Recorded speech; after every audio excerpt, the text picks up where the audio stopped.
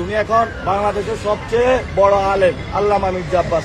ঘুম থেকে উঠে মানুষ নামাজ কালাম পড়ে আল্লাহর নাম নেয়।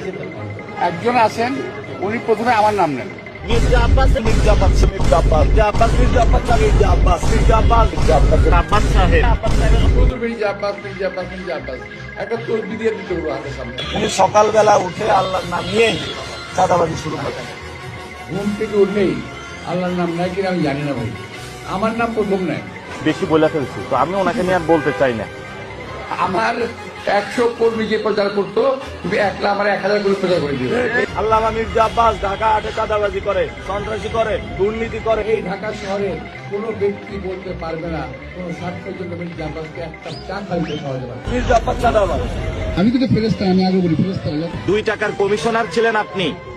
ও আমার ছেলে কেউ ছোট বয়সে, আমি ওদের কাজকর্ম বলে কি দুষ্ট বেশি ধরে নিচ্ছি আমি। শোনেন, বয়সে ছোট হতে পারি কিন্তু অভিজ্ঞতার ঘাটতি আপনার চেয়ে বেশি আছে। বাবা তোমাদের বয়স এখনো হয়নি এরকম।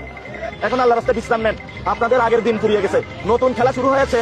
কারণ এখানে শুধু মির্জা আব্বাসে পুরো ঢাকায় একা একা শুয়ে থাকবে, সব জায়গায় অন্য কেউ আর থাকতে পারবে না। বাংলাদেশে যদি ক্রিমিনাল র্যাঙ্কিং করা হয়, বাংলাদেশের সবচেয়ে বড় অন্যতম গডফাদার এবং ক্রিমিনাল নাম্বার 1 হলো মির্জা আব্বাস। ছেলেটা আমাকে একটু এমন জায়গায় আঘাত করছে যাতে আমি রিয়েক্ট করি। বাংলাদেশের 1 নাম্বার ক্রিমিনাল মির্জা আব্বাস, সে যেইভাবে গতকাল আমাদের উপরে অ্যাটাক করেছে।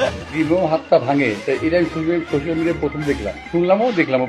দাউদ ইব্রাহিম তোমার গডফাদার এবং ক্রিমিনাল আমাকে উত্তেজিত করার চেষ্টা করতেছে, কিন্তু ওরা বোঝে নাই যে ওদের মতো বহু ইলেকশন পার করে আমি আসছি। আব্বাস ভাইয়ের আজকে বিবাহ বার্ষিকী, ভাইয়ের উত্তরোত্তর সফলতা কামনা করি। ছাগল পাগল কত কথা বলে, সবটা শোনা যাবে না। আসলে আমাদেরকে চাঁদাবাজ থেকে মুক্ত করে দাও, আমিন। টেন্ডার সন্ত্রাস থেকে মুক্ত করে দাও, আমিন।